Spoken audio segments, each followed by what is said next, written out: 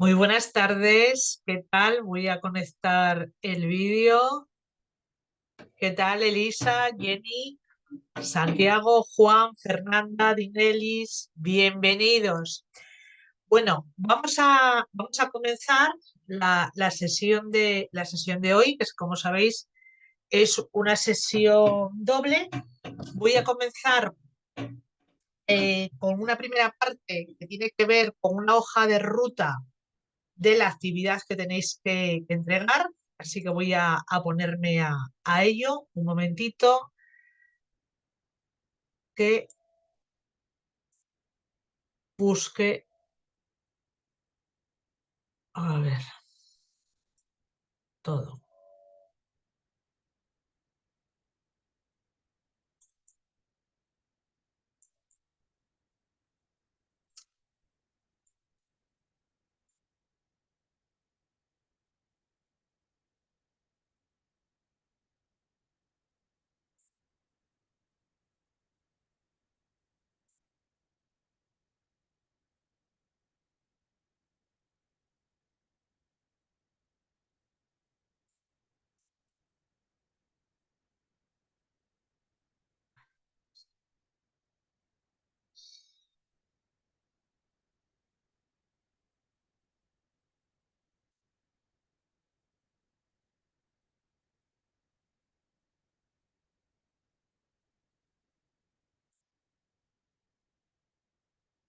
Bueno, supongo que lo estáis viendo ya.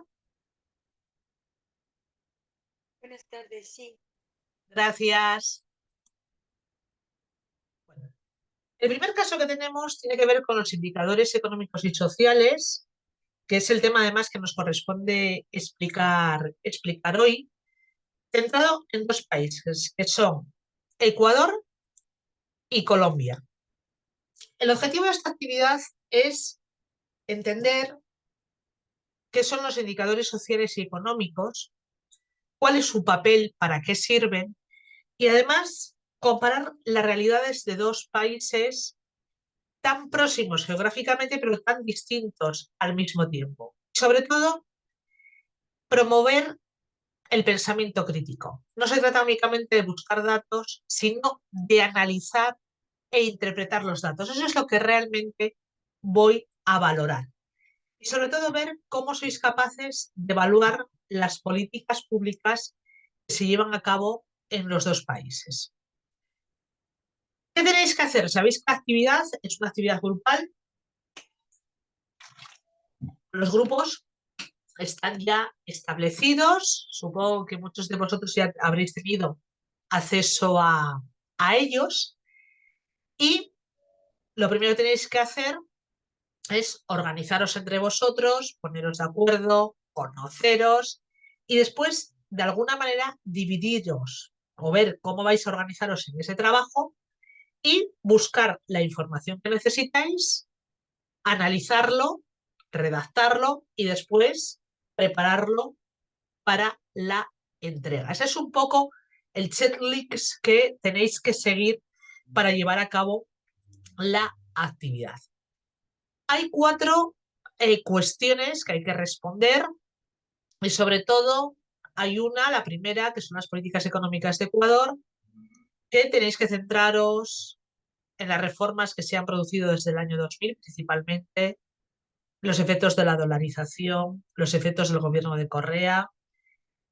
Como no vais a tener, no tenéis datos actualizados, no se puede hablar de las elecciones de hace 2 semanas, pero sí de políticas más recientes según los datos con los que estáis trabajando. Estaréis trabajando con los datos probablemente del año 23 porque no encontréis datos todavía del año 24. Ver cómo impacta en la pobreza, en la salud, en la educación, en el crecimiento económico, sobre todo buscando ese equilibrio entre lo económico y lo social. Tenéis que consultar pues distintas fuentes, el Banco Central del Ecuador, datos de la CEPAL, ahí podéis encontrar muchísimas cuestiones. La dependencia de recursos también es importante. Ecuador tiene una gran dependencia de las exportaciones del petróleo, el banano y el camarón. Colombia, al igual que Ecuador, el petróleo, pero también café y carbón. Y ver cómo se puede lograr ese índice de desarrollo humano y al mismo tiempo ser sostenibles de alguna manera en el desarrollo económico. La tercera parte tiene que ver con políticas educativas. Ahí nos vamos a ir a variables de alfabetización y escolarización, pero también tenéis que buscar cuestiones que hablen de los programas nacionales educativos y hacer una comparativa, analizar en qué se igualan y en qué se difieren, pero también establecer propuestas de mejora. La última cuestión habla del grado de urbanismo, de urbanización. La población en Colombia está más concentrada en zonas urbanas, supera el 80%, mientras que en Ecuador todavía hay un gran peso de zonas más rurales y cómo pueden acceder a los servicios básicos. Y sobre todo, qué desafíos pueden tener esas zonas urbanas, digamos, tan colapsadas de alguna manera. Tenéis que buscar esa información que os decía. Las citas tienen que estar en formato APA, que es APA séptima edición. En las plataformas tenéis información de cómo citar, cómo buscar y si no, siempre está San Google que os puede echar una mano en esta cuestión. Buscar siempre datos actuales y verificados, es decir, siempre hay que poner de dónde se han extraído, de cuál es la fuente. Para hacer comparativas siempre hay que hacer comparativas con los mismos años. No puedo estar comparando el año 23 con el año 20, por ejemplo. Y sobre todo, ojo con no plagiar, porque un plagio que supere el mínimo exigido, automáticamente, según la normativa de UNIR, supone un cero. Por tanto, ojo con esas cuestiones. ¿Qué es lo que voy a evaluar? Tenéis la rúbrica en el material, pero sobre todo el análisis de las políticas, la comparación de la dependencia, la evaluación educativa y el impacto de la urbanización. Digamos que de esas 4 preguntas, cada una vale, por decirlo de una manera, 2,5 puntos. Pero no se trata, vuelvo a repetir, de poner datos, sino de cómo analizáis. Es decir, aquí 2 y 2 no son 4, sino que me tenéis que interpretar por qué son 4 o por qué pueden ser 5 o 3. Y tenéis que justificar y ser críticos a la hora de indicar. ¿Qué quiero decir con esto? Que no quiero que me digáis que Ecuador exporta camarones a la Unión Europea, sino por qué exporta camarones. Es decir, me tenéis que dar siempre los porqués, justificarme toda la respuesta. No son análisis descriptivos, sino que son análisis, digamos, de evaluación, de comparativa. ¿De acuerdo? Con lo cual, eso es un poco lo que está detrás. Acordaros, estáis trabajando en equipo, no podéis exceder de las 8 páginas que están marcadas, con bibliografía y con todo. Así que nada de grandes párrafos, ser concretos, revisar la ortografía, que la ortografía también tiene cierta penalización, con lo cual, ojo con las faltas de ortografía, como por ejemplo poner inflación con 2 Cs o producción con una C, y sobre todo todas lo que es todas las fuentes que se utilicen que estén en el texto que aparezcan en las referencias bibliográficas. ¿De acuerdo? ¿Dudas, preguntas hasta aquí? Por el momento no. ¿No? Vale, gracias, Juan. Bueno, pues voy a dejar de compartir esto y voy a irme a lo que realmente nos interesa, que es el tema de hoy, que además es un tema bastante denso y donde tocamos muchas cuestiones. Entonces, voy a centrarme en esa parte. Voy a cerrar esto de aquí.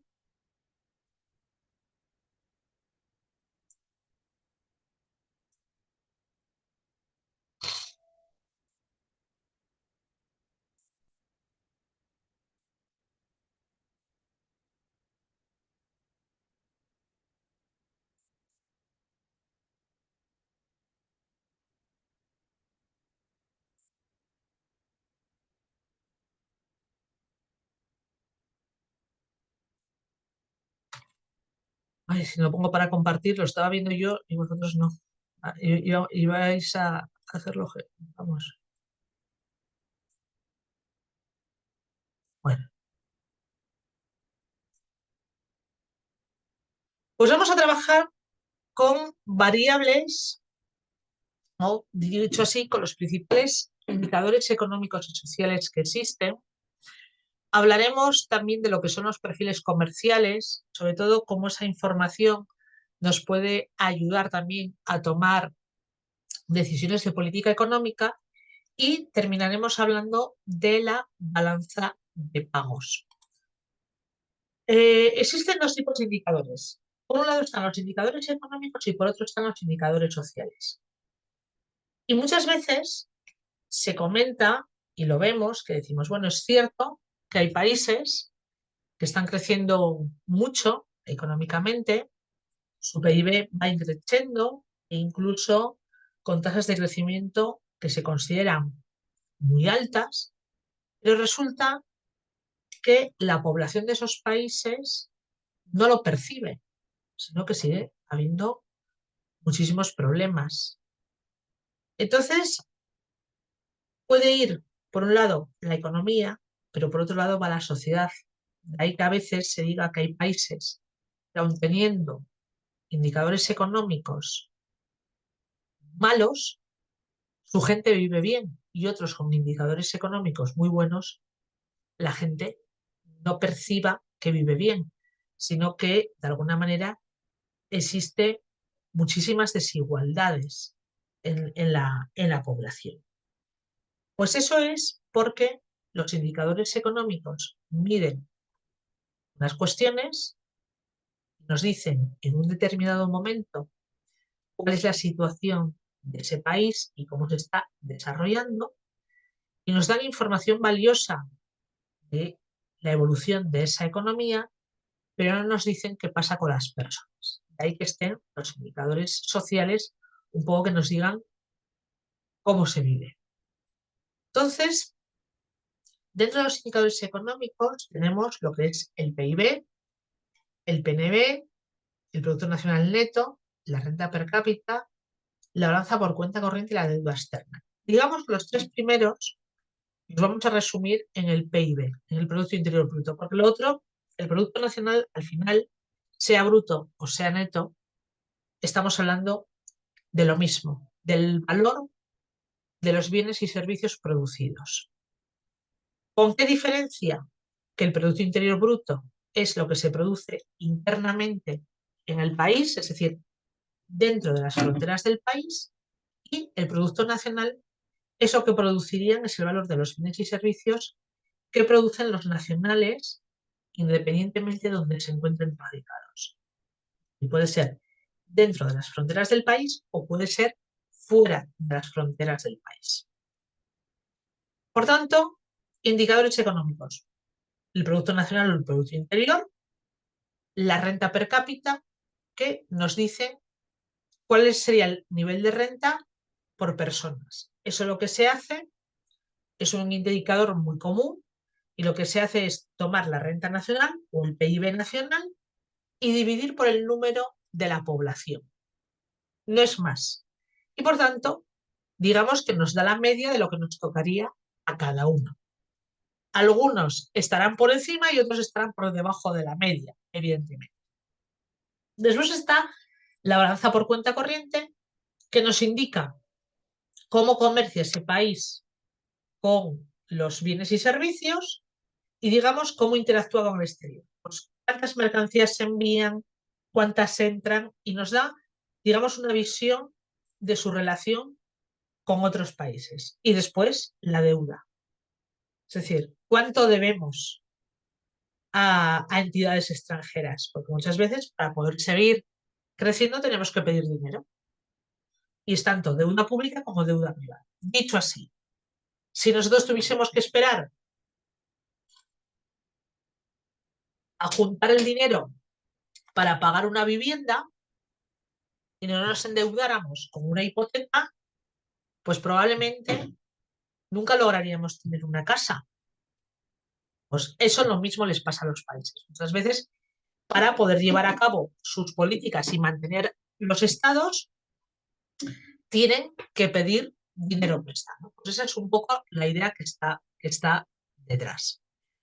Por tanto, el PIB es el valor de los bienes y servicios finales producidos dentro del país, internamente. El Producto Nacional es el valor de los bienes y servicios finales producidos por los nacionales del país, independientemente del lugar. Puede ser dentro de las fronteras del país o fuera de las fronteras. Y el Producto Nacional Neto sería el Producto Nacional Bruto quitando, digamos así, la depreciación del capital. Para que lo entendáis, ¿por qué muchas veces utilizamos PIB y PNB indistintamente? Porque se suelen compensar las rentas de los factores que se generan en un sitio con las rentas de los factores que se genera en otro. Y de alguna manera se ve claramente compensado. Fijaros, para que lo veáis ahí, la diferencia que hay. Imaginaros un cantante, me he puesto residente en Francia y fue porque esto, ¿cómo se llama? El domingo regresé de Francia, entonces yo creo, por la noche, yo creo que fue por eso. Otras veces suelo poneros el ejemplo con artistas conocidos. Pero bueno, pensar un artista que reside en Francia se desplaza a España para dar un concierto y el concierto que da en España se computa en el Producto Interior Bruto de España, porque se ha producido entre las fronteras del país. Pero ese concierto se va a computar en el Producto Nacional Bruto de su país de residencia. ¿Lo entendéis? Es decir, depende de dónde lo miremos, se contabiliza de una manera o se contabiliza de otra. Al final, esa doble contabilidad se compensa. De ahí que utilicemos ahora indistintamente uno u otro. ¿Habéis entendido la diferencia entre ambos?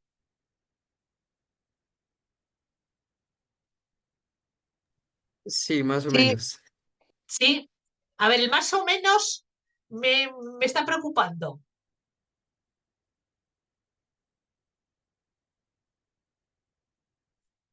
El más o menos era una forma de hablar, ¿no? Supongo, ¿no? Juan. Sí, sí, sí, señorita. Sobre todo, Vale, de pronto, vale, cuando avances, pueda contextualizarme más. vale. No os quedéis, sobre todo porque intento explicaroslo de manera muy llana por aquella pregunta que os decía el primer día de clase, para saber un poco de dónde venís cada uno. Habrá alguno que le parezca, digamos, esto muy fácil y otros que no lo habéis visto nunca, os parezca que os estoy hablando de metafísica, algo raro. Entonces, bueno, si no, tal, me lo volvéis a pedir. Renta per cápita. Cogemos el PIB y dividimos por el número de cabezas, por decirlo de una manera, por la población total. Y entonces dice, la renta per cápita es de $40.000. Claro, habrá gente que su renta anual sea de 12.000 y otros que sea de 100.000. ¿Por qué? Porque hace una media, pero no muestra esas desigualdades que en la realidad existen. Por tanto, fijaros, aquí tenéis la renta per cápita, ¿cómo se calcula? El PIB dividido por la población. Nos muestra, digamos, el nivel de riqueza medio, pero no nos dice las desigualdades que existen. Es cierto que es una medida que se utiliza muchísimo para comparar países unos con otros. Pero realmente a veces es un engañabobos, porque podemos tener una renta muy alta, un PIB muy alto, pero si hay muchos habitantes en ese país, la renta queda disminuida. Y sin embargo, a lo mejor un país con un PIB muy bajo son 4 gatos y dicho así, el nivel que sale es mucho más alto. Entonces, ojo con ese tipo de comparaciones. Por otro lado, sí, Buenas tardes. Una pregunta. ¿Ese sí, indicador o ese cálculo que tú acabas de informar no se ve afectado con el índice de población cuando hablamos de pobreza? O sea, porque puede que ese cálculo, los mayores productores son muy pocos y el índice de pobreza cuando es muy alto en la población, ¿eso no afectaría el indicador en ese cálculo que se hace o que se no, divide? no, porque no lo tiene en cuenta Gini.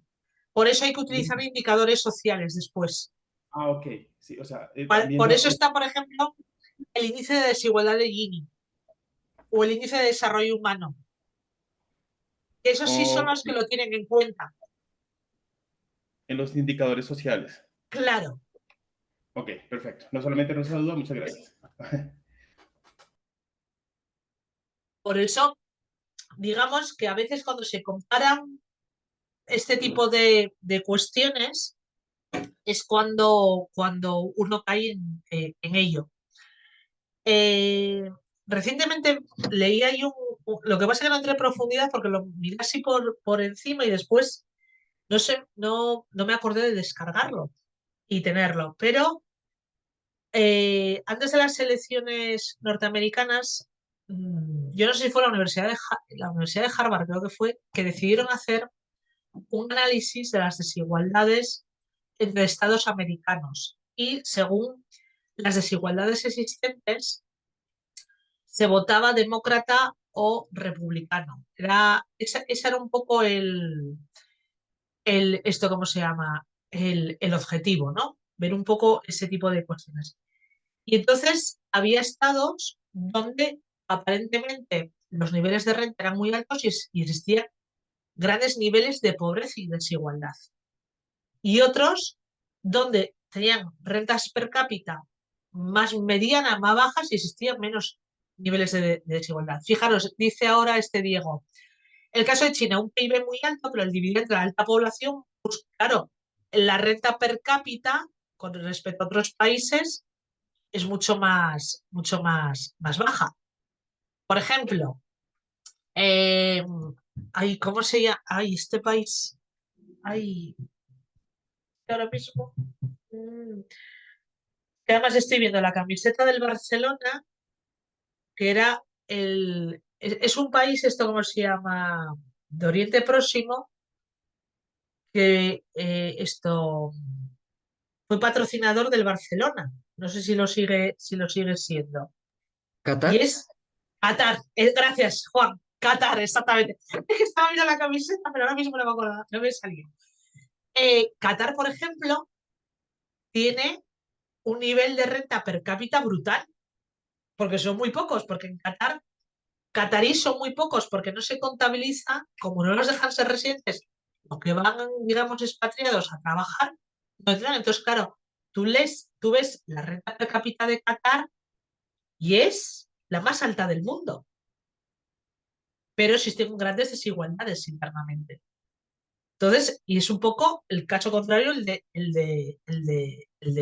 China. Y claro, tanta población, imaginaros. Entonces, eso ocurre. Bueno, vamos ahora a la balanza por cuenta corriente. La balanza por cuenta corriente es una parte de la balanza de pagos. Y realmente, cuando estoy jugando aquí, voy a cerrar el chat porque es que si no, no veo lo que os estoy contando. La balanza por cuenta corriente lo que hace es ver cuál es la diferencia entre lo que se ingresa y lo que se paga por la importación y exportación de bienes y servicios. Y esta balanza por cuenta corriente nos ayuda, relacionándolo con el PIB, conocer si el país depende mucho o poco del exterior. Entonces, realmente saber si necesita importar muchos bienes. Por ejemplo, Qatar es un gran importador lo único que exporta es petróleo, pero lo demás lo tiene que importar absolutamente todo. Entonces, eso también te relaciona y te da una idea de cuál es su situación productiva ese país. Y después está la variable de la deuda externa, es decir, cuáles son las obligaciones que tenemos con el exterior.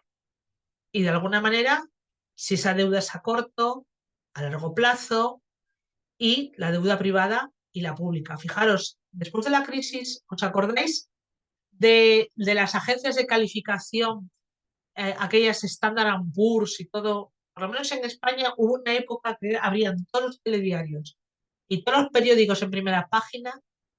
La Standard & Poor's ha bajado la calificación de la deuda española de A+ a A. Se entra en riesgos y se baja a B. Bueno, pues en la crisis digamos, financiera del 2012-2013, realmente esa dependencia de la deuda externa también ponía en riesgo económico, porque sobre todo muchas veces los países necesitan seguir pidiendo dinero para poder seguir de alguna manera financiando el gasto corriente. Entonces, claro, no es lo mismo que usted sea alguien fiable y que se prevé que va a pagar y a devolver la deuda que alguien que no lo es. Entonces, claro, si hay un país que tenemos dudas de que pueda hacer frente a la deuda, le vamos a dar menos crédito, con lo cual se puede entrar, digamos, en un proceso de riesgo colapso económico interno. Entonces, bueno, eso también es importante conocer. ¿Qué indicadores económicos tenemos? Fijaros, el PIB, el valor total de los bienes y servicios producidos en un país en un periodo de tiempo específico, que normalmente es un año, y nos ayuda a saber si la economía está en crecimiento, si está en desaceleración, si entra en recesión, es decir, es cuando las tasas de crecimiento están por debajo del cero. El Producto Nacional, es decir, lo que hacen los nacionales independientemente de donde estén radicados. La renta per cápita, porque nos permite comparar el nivel de vida o de riqueza entre los países. La inflación también es un indicador porque afecta al poder adquisitivo y a la capacidad económica. La balanza por cuenta corriente porque nos permite evaluar nuestras relaciones con el resto del mundo. La deuda pública, pero también las tasas o tipos de interés, porque también influye, digamos, en los créditos y en la inversión.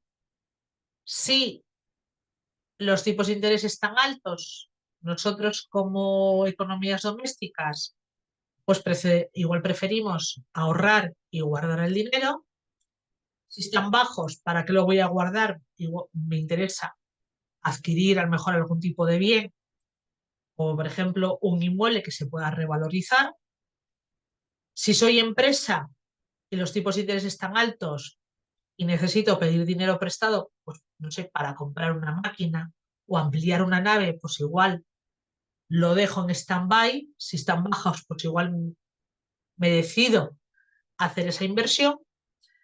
Por otro lado, también está el índice de producción industrial, que refleja cuál es la actividad económica y cómo responde la demanda interna. Sobre todo, en épocas de crecimiento suele haber más producción de bienes y servicios. Y después también está el índice de confianza del consumidor, es decir, la percepción que tenemos los consumidores. Nosotros, daros cuenta que nos guiamos por expectativas. Entonces, cuando uno percibe que pueden venir mal dadas, uno se contrae y decide gastar menos. Pues este año, en vez de irme 15 días de vacaciones, me voy 6 días. ¿Me iba a comprar un coche nuevo? Espero a que se estropee y sigo tirando con el viejo. ¿Me iba a comprar, pues esto, una nueva televisión? Sigo con la que tenía. En vez de, ¿voy a salir a cenar? No. En vez de salir todos los sábados, salgo una vez al mes o cada 2 meses. Esas decisiones que nosotros tomamos inconscientemente es porque estamos viendo las expectativas. Entonces, si vemos que la cosa puede ir mal, que entra en guerra, por ejemplo, fijaros, esta semana pasada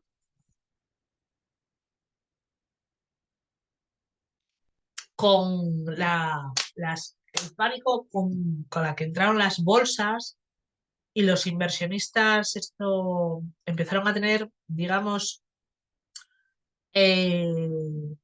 dudas de por dónde puede ir la economía y viendo esas caídas y la posibilidad de que Estados Unidos entre en recesión, pues curiosamente, España sabéis que es un país receptor de muchísimo turismo. Ahora mismo estamos a la cabeza en recepción de turistas a nivel mundial. Pues curiosamente, el turismo norteamericano, gente que tenía previsto viajar a pasar sus vacaciones a España en los próximos meses, se produjo una oleada de cancelaciones de reservas. Pues ahí lo tenéis. La confianza del consumidor disminuyó y dijo, hasta aquí hemos llegado y cancelamos. Pues estos son indicadores económicos. Pero claro, una cosa es esa fotografía, esa foto fija, y otra cosa es lo que realmente pasa, qué ocurre en la sociedad. Entonces existen una serie de métricas que de alguna manera nos permiten observar esas desigualdades. Por ejemplo, ver el índice de desarrollo humano. Pero también, si las cosas van bien, suele haber mayor tasa de natalidad. Si hay una economía potente, la gente comerá mejor y por tanto tendrá acceso a mejores alimentos y probablemente tendrá mayor esperanza de vida. Una economía fuerte permite que las personas puedan estudiar y escolarizarse. La tasa de desempleo entraría dentro de los indicadores sociales. El acceso a servicios básicos. Un servicio tan básico como es la sanidad o incluso el agua o la luz en las viviendas. El índice de Gini sirve para medir un poco lo que decías antes, Juan, esas desigualdades y cómo afectan a las personas. Y después también el índice de urbanismo, dónde viven las personas, más en las zonas urbanas, en las zonas rurales, cómo son esos accesos a esas zonas. Porque hay en países donde hay zonas urbanas muy desarrolladas, pero después hay zonas totalmente alejadas, periféricas, donde ya no es que no les llega la carretera, es que no les llega ni la señal de un teléfono móvil. De alguna manera, todo esto tiene su importancia porque permite también a los gobiernos poder establecer políticas que intenten paliar esas desigualdades. Por ejemplo, pues si hay muchísimo índice de alfabetismo, pues generar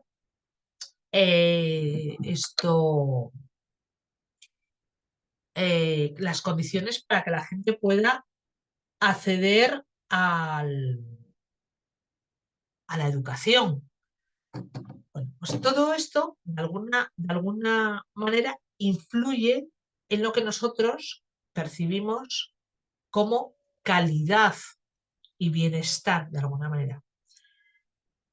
Siempre a veces cuando te encuentras con conocidos que pues por razones de trabajo se han ido a otros países, muchos de ellos incluso a Estados Unidos, y claro, uno tiene la imagen de que Estados Unidos es una gran potencia económica, un gran crecimiento económico, bajas tasas de desempleo, es decir, una serie de características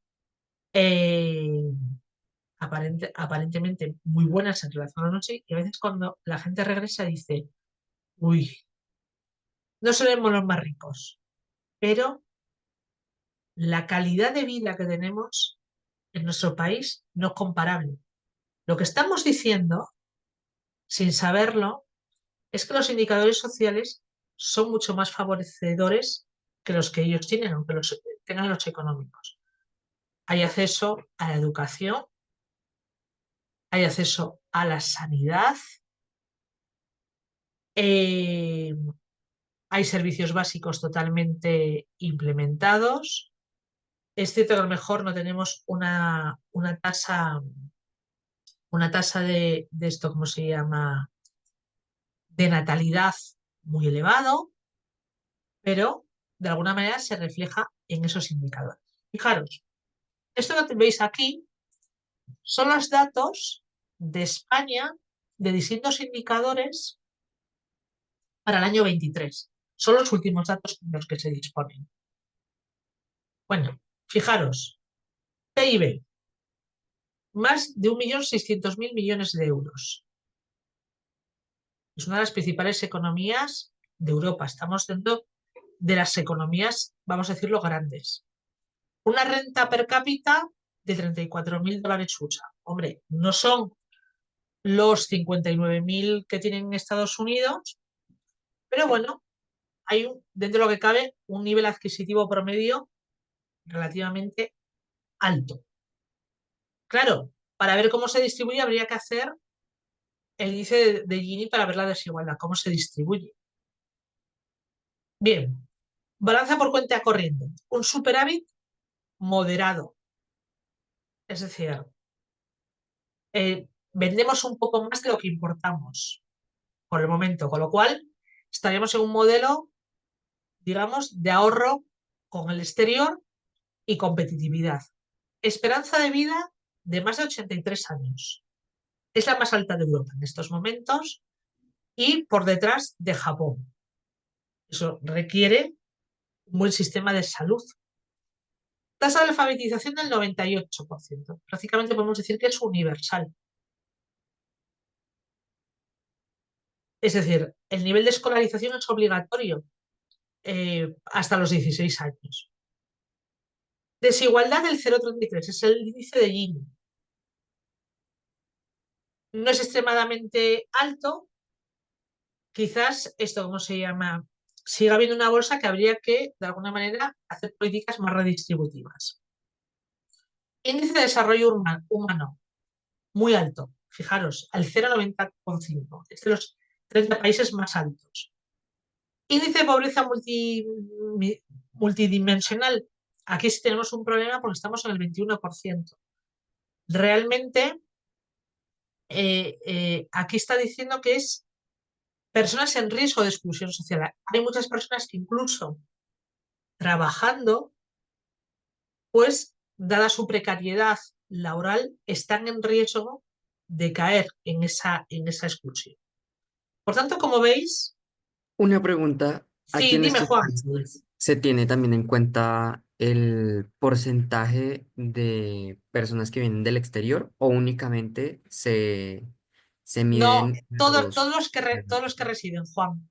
Ah, ok, perfecto. Precisamente el aumento de personas que vienen del exterior es lo que ha elevado ese riesgo de pobreza.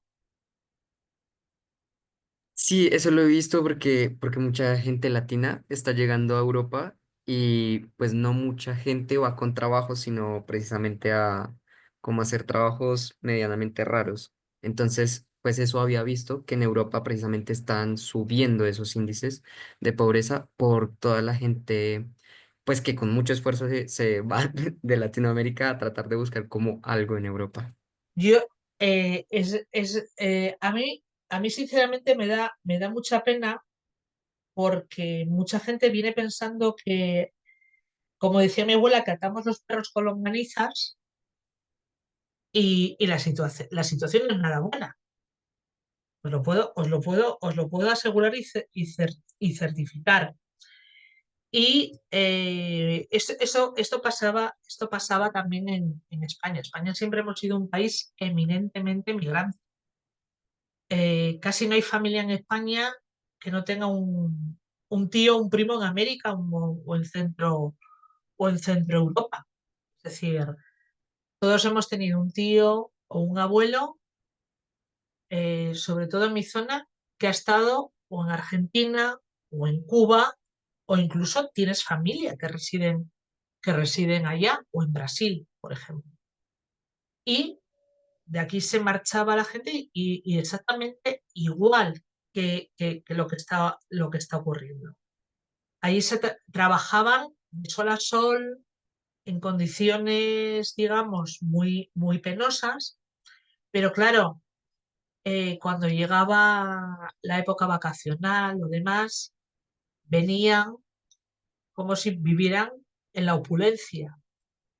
Coches, regalos para todo el mundo, aunque después no tuviesen nada que comer durante todo el año. Eso te lo cuentan después a posteriori y lo vas descubriendo pasados los años. Pero claro, ¿tú cómo vas a llegar a ver a tus padres y decirles que estás trabajando en unas condiciones pésimas, que vives en un barracón o que estás compartiendo un piso con 20 personas que desconoces?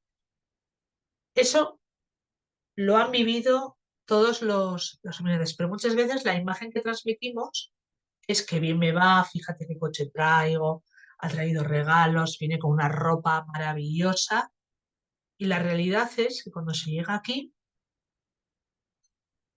pasa, pasa lo que pasa.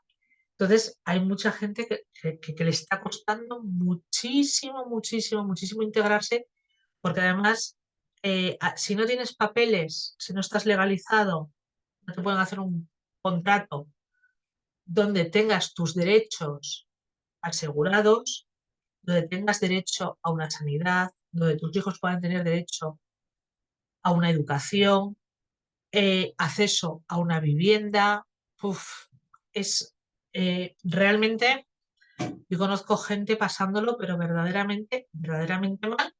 Y después, trabajos en muchas ocasiones incluso mal retribuidos, porque abusan de esa situación, Juan. Entonces, a mí me da mucha pena y eso está generando en muchísimas zonas grandes bolsas de exclusión social y de desigualdad, porque además hay momentos en cuando se entra en esa rueda es difícil salir porque acabas, dicho así, hundido, ¿no? En ese caso. Entonces, siempre de alguna manera, yo siempre fui defensora de que lo de salir del país, tal, pero siempre de forma eh, que tú controles, que lleves un trabajo, aunque sea temporal, o que te vengas con una beca para estudiar, para formarte, y tú intentes de alguna manera hacerlo para tener acceso a todas esas cosas, si no vas a quedar, digamos, fuera un poco del sistema, ¿no? Entonces, eso es tremendo, tremendo, tremendo. Entonces, a veces me da muchísima pena porque hay gente que ves que lo está pasando mal. Y a veces con los sueldos, según han subido los precios, es que no tienen ni acceso, capacidad para poder alimentarse en lo básico. Y supongo que muchos de vosotros lo estáis viviendo también en vuestros países con otras áreas que también están llegando. Por ejemplo, en Colombia me consta que habéis recibido muchísima migración proveniente, por ejemplo, de Venezuela. Y en México, pues todo lo que viene de otros países de Centroamérica. Entonces, no estoy contando nada extraño, pero precisamente ese incremento en España del 21%, porque antiguamente no solíamos pasar del 10% de ese nivel. Tiene que ver precisamente con eso que comentabas, Juan. Bueno, estos son los datos que he encontrado para Colombia. Los de Ecuador no estaban actualizados. Bueno, fijaros, hay más de lo que escribí. Con bueno. Fatal, estoy fatal. Bueno, no encontré los datos actualizados, me parece que los que encontré del año 21, entonces no tenía mucho sentido, porque ya sabéis que hoy en día en un año cambia absolutamente todo. Pero fijaros, renta per cápita, $6.500, pero hay veces que dependiendo del país se vive mejor con 6.500 que con 33.400.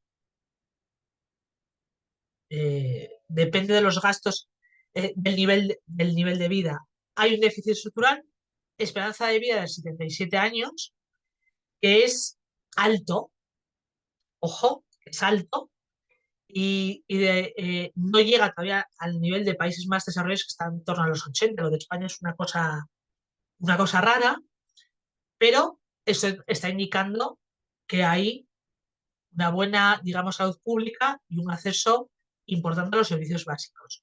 Una tasa de alfabetización muy alta, del 95 también, El índice, esto está en el 0,51 de Gini, es decir, hay gente con mucha, digamos, con mucho nivel y gente, digamos, es decir, existe una gran desigualdad entre los extremos. Hay una posición destacada en el índice de desarrollo humano, es alto, y fijaros el índice de pobreza multidimensional, el 12. Es cierto que si se comparan las zonas urbanas con zonas rurales, la cosa cambia, pero fijaros del 21 que tenemos nosotros al 12. Yo esto os animo a que reviséis los de vuestras zonas o vuestros países y veis un poco para poder ver esa interpretación que os comentaba. Otra cuestión que vamos a ver en este tema. ¿Hasta aquí todo bien? ¿Tenéis alguna duda, alguna pregunta? Por el momento no. Gracias, Juan. Bueno, vamos a los perfiles comerciales. ¿Qué es esto de los perfiles comerciales? Bueno, los perfiles comerciales son unos informes que elabora la Organización Mundial del Comercio y de alguna manera sirven para analizar las políticas que se están aplicando en esos países, cuáles son las tendencias comerciales de los países y introducen esos indicadores económicos, comerciales y también de propiedad intelectual. Y de alguna manera son claves también para analizar la evolución del comercio internacional y el posicionamiento de los países en el comercio internacional. Curiosamente, aquí tenéis el perfil comercial de España. Voy a dejar un momento de compartir y os voy a dejar el archivo. No solamente es el de España, son todos los perfiles comerciales de todos los países. A ver si... bueno, igual puedo hacerlo un momentito, ¿eh?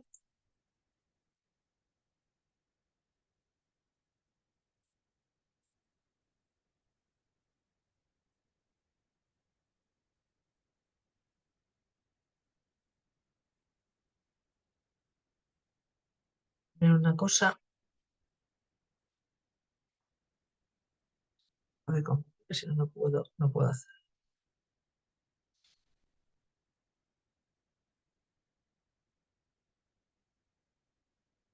Vale.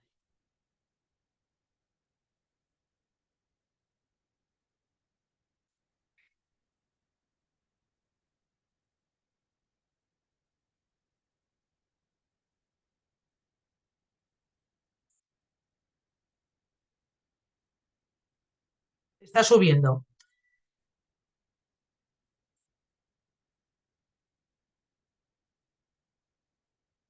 Bien, pues es el último informe comercial que hay.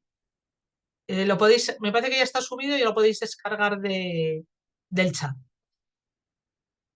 El último perfil comercial que ha hecho la Organización Mundial del Comercio y nos ofrece esos indicadores de mercancías, de servicios, sobre todo relacionados con propiedad intelectual. Por ejemplo, para el caso de España, se exportan principalmente vehículos y componentes. Dentro de los productos agroalimentarios, aceite de oliva, vino y frutas, también maquinaria y bienes de equipo, productos químicos y farmacéuticos. Esos serían los principales productos que exportamos. Por eso estos días, cuando se está hablando de los aranceles de Trump, precisamente estos son los sectores como más, digamos, afectados. Pero realmente nosotros casi todas las exportaciones las hacemos a países de la Unión Europea. Esos son nuestros principales clientes. En menor medida lo hacemos a Estados Unidos. Por tanto, ya lo hablábamos en la anterior sesión, realmente Francia, Estados Unidos para nosotros supone muy poco. No tenemos tanta dependencia de las exportaciones a los Estados Unidos. También dentro de los servicios, principalmente turismo, somos el principal receptor de turistas ahora mismo del mundo, pero también exportamos transporte y servicios financieros. También que importamos viajes, servicios empresariales, sobre todo cuestiones de carácter tecnológica, y también recogen la solicitud de patentes y marcas que reflejan también si somos un país innovador o no. el dato no lo encontré porque, claro, cuando lo veáis está todo tan pequeño que no me daba tiempo tampoco a andar rebuscándolo y como está con imágenes, mirarlo todos los países del mundo ahí metidos, pues no me permitía buscarlo por el buscador de esto del PDF. Pues fijaros, según el ICEX, 1.000 empresas realizan casi el 70% de las exportaciones, 100 concentran el 38%. Es decir, está muy focalizado en una serie de empresas. Realmente lo que indica es que hay muchas empresas exportadoras, pero digamos que hay una polarización. Son unas las que dominan el comercio exterior español. Somos líderes en productos industriales y tecnología, en bienes de consumo, sobre todo moda, calzado y productos para el hogar, y en el agroalimentario, vino, aceite de oliva y algunas frutas y algunas verduras. Y las zonas más exportadoras por regiones serían Cataluña, Madrid, Valencia y Andalucía. Son realmente los pilares de la exportación española. Aunque nuestros principales mercados son europeos, estamos focalizando, poniendo el foco hacia América Latina y Asia. Las empresas son pequeñas empresas, son pymes, con lo cual el salir a mercados exteriores les exige una gran fortaleza empresarial y sobre todo muchas de ellas están centrándose también en la digitalización para ser más competitivas en los mercados globales. ¿Hasta aquí alguna duda, alguna pregunta?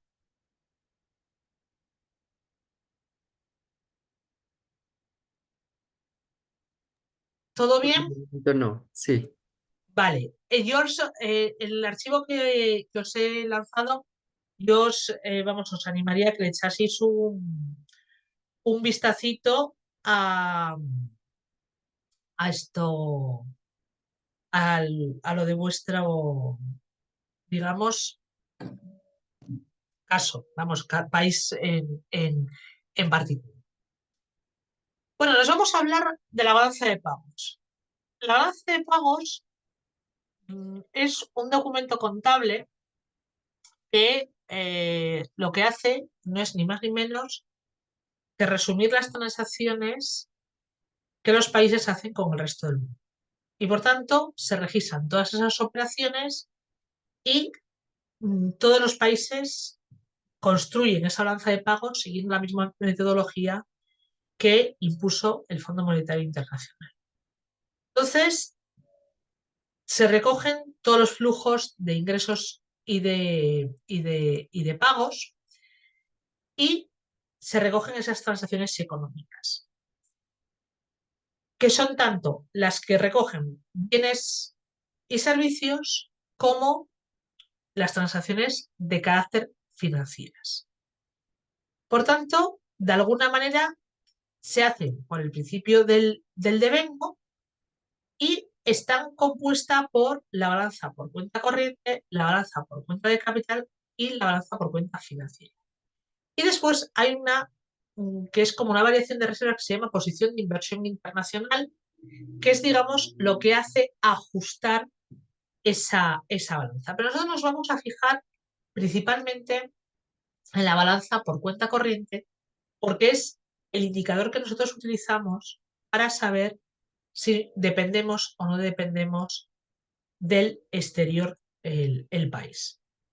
La balanza por cuenta corriente recoge los bienes y servicios, los ingresos por intereses y dividendos y también ingresos secundarios que pueden venir por remesas de los migrantes o las ayudas internacionales. En definitiva, nos dice si el país es ahorrador o deudor neto con respecto al exterior. Es decir, si ingresamos o debemos para entendernos. La balanza por cuenta corriente muestra las transferencias de capital o la adquisición de activos no financieros y de alguna manera refleja cambios en la riqueza del país. Si debemos, hemos condenado, hemos pagado la deuda que teníamos o no la hemos abonado. Entonces, registra inversiones financieras que pueden ser directas, de cartera o otro tipo de activos. Entonces, la balanza por cuenta financiera suele coincidir sus saldos, se compensa con el de la balanza de capital. Y la posición de inversión internacional, digamos, es esa reserva que es el valor de activos o pasivos con respecto al exterior en un momento dado. Por tanto, también refleja si es acreedor o deudor ese país con respecto al capital. A nosotros, ¿qué nos interesa? Saber si la balanza por cuenta corriente es deficitaria o tiene superávit, porque nos permite entender la capacidad de nuestro país, nuestra capacidad real. Si tenemos déficit, eso quiere decir que importamos más de lo que exportamos y por tanto tenemos que endeudarnos, pagamos mucho al exterior. Si tenemos superávit, queremos decir que exportamos más y por tanto ingresamos, es decir, estamos vendiendo más producto del que traemos de fuera y por tanto acumulamos riqueza. ¿Cómo podemos analizarla? Por saldos. Podemos ir saldo por saldo y ver los análisis de cada una de las cuentas, evidentemente. Pero también podemos hacerlo por entradas y salidas. Y de alguna manera analizar por un lado lo que entra y por otro lado lo que sale.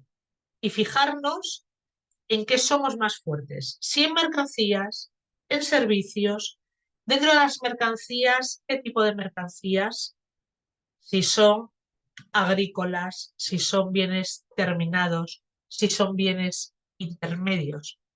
Pues eso nos permite hacer ese análisis. Hoy en día la balanza es una herramienta, digamos, fundamental, porque nos permite estudiar si somos competitivos o no competitivos, si necesitamos dinero, endeudarnos o no endeudarnos, y por lo tanto también nos permite tomar decisiones en clave de política económica. ¿Quién elabora la balanza de pagos? Los bancos centrales, pero siguiendo las reglas que impone el Fondo Monetario Internacional.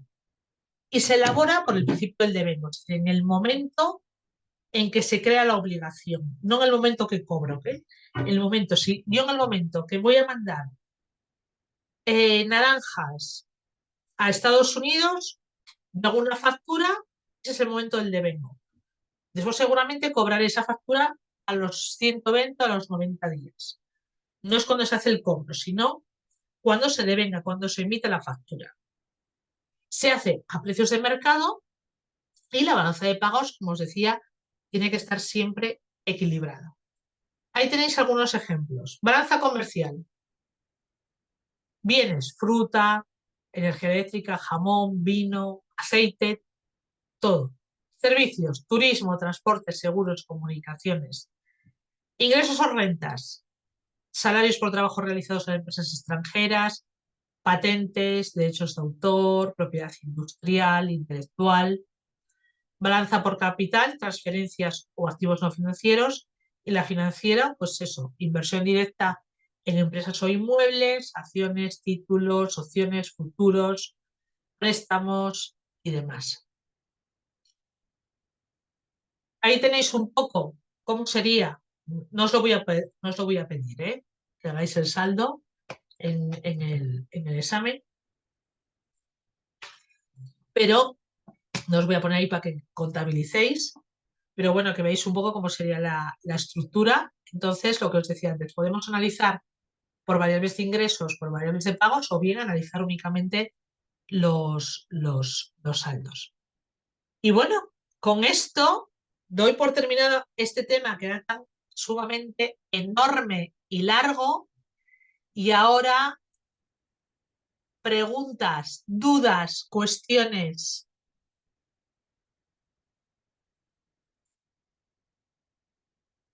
No, por ahora súper enriquecedor poder entender cómo funciona todo esto, ¿no? Porque uno, pues yo personalmente, gracias a todos estos factores uno se da cuenta pues la importancia de cómo el camino que un mismo país toma en relación al exterior, ¿no? Sobre todo aquí directamente el caso de Colombia, ¿no? Y su relación con el exterior, que pues ha sido una de los temas calientes en este momento, precisamente con el gobierno actual. Entonces, pues, todo esto es súper enriquecedor, aprendiendo más bien. Juan, poquito a poco, pasito a pasito, vamos. Pero veis cómo está todo relacionado y lo que hablábamos. Unas cosas es el dato económico frío y otro es el día a día. ¿Os dais cuenta de ese análisis que hemos hecho de los datos de los países? Yo recomiendo que os descarguéis el informe de la OMC y que comparéis. Ahí tenéis todos los datos para el año 23. Entonces, y que Súper bueno para el trabajo. exactamente. Súper bueno, por hecho está puesto también, para que os ayude un poco a tirar por ahí. Sobre todo, lo que quiero es que interpretéis, que analicéis, que penséis por qué ocurren las cosas. Entonces, no es solamente ver el dato, sino interpretar el dato. Seguramente que entre vosotros, cada uno lo va a ver de distinta manera, con lo cual tendréis que llegar incluso a consensos, porque veréis, las interpretaciones de los datos suele ocurrir de distinta forma. Más dudas, más cuestiones, más preguntas.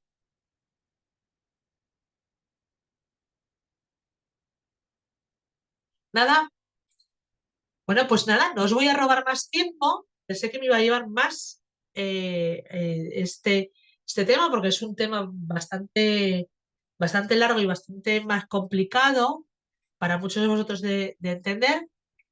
Ya sabéis, cualquier duda, cualquier cuestión, a través del foro, ahí estoy a vuestra disposición. Muchísimo ánimo con el trabajo, no lo dejéis pasar y sobre todo revisarlo bien antes de entregar. Acordaros que cada miembro del equipo tiene que subir el archivo, ¿de acuerdo? Para que después lo pueda corregir y poneros la nota. Un saludo cordial a todos, cuidaros mucho y nos vemos la próxima semana y seguimos avanzando. Chao, hasta luego. Muchísimas Adiós, gracias. buenas tardes. Buenas tardes a todos, hasta luego.